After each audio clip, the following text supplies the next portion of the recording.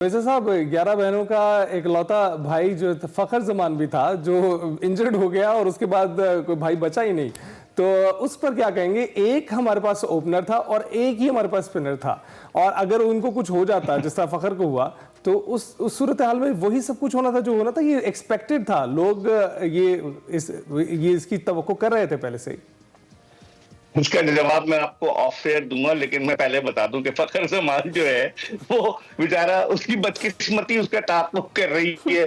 नवंबर 2023 के बाद वो पाकिस्तानी क्रिकेट टीम में खेला, जो उसने परफॉर्मेंस दी थी न्यूजीलैंड के खिलाफ बेंगलोर में। आखिरी मैच 11 नवंबर 2023 को इंग्लैंड के खिलाफ खेला।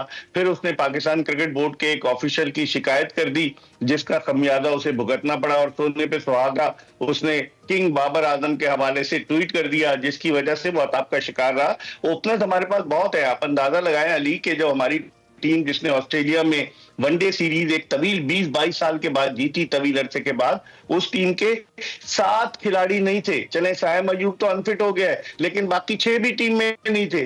तो क्या आपने स्ट्रेटेजी प्लान की? आप इससे तो पता चलता है ना कि आपकी स्ट्रेटेजी सही नहीं है। आपने ऑस्ट्रेलिया और साउथ अफ्रीका के टूर के लिए टोटल 26 क्रिकेटर्स को आजमाया।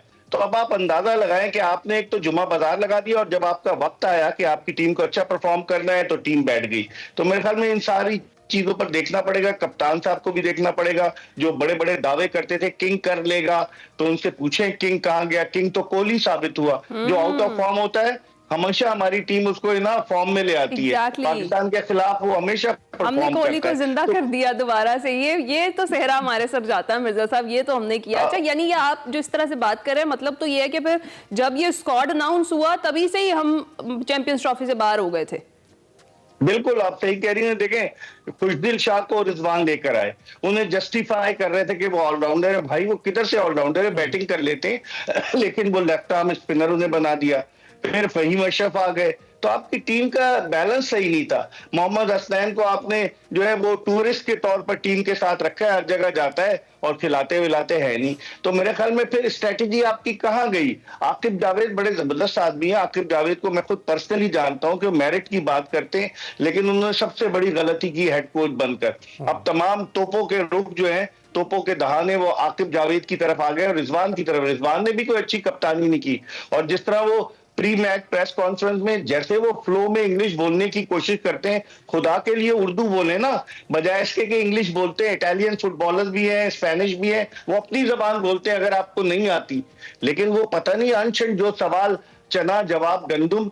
मैं तो हैरान होता हूं, पाकिस्तान क्रिकेट बोर्ड को इन क्रिकेटर्स की ग्रूमिंग की जरूरत है। मैंने शाहिद आफरीदी को देखा, 96 में आया, बिल्कुल रॉ था, लेकिन वो ग्रूम कर गया। शोएब मलिक को मैंने देखा, शोएब मलिक 99 में आया, उसकी क्या ग्रूमिंग हुई।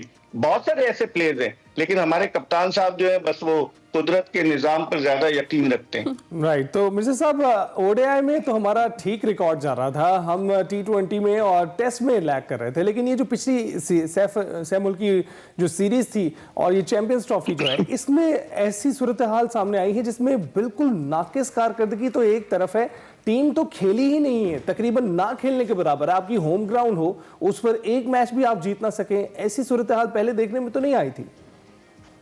एक मैच तो जीते थे अली, जो साउथ अफ्रीका के खिलाफ इन्होंने 352 रन का टारगेट अचीव किया था। 260 रन की रिकॉर्ड पार्टनरशिप हुई थी मोहम्मद रिजवान और सलमान अली आगा के दरमियान।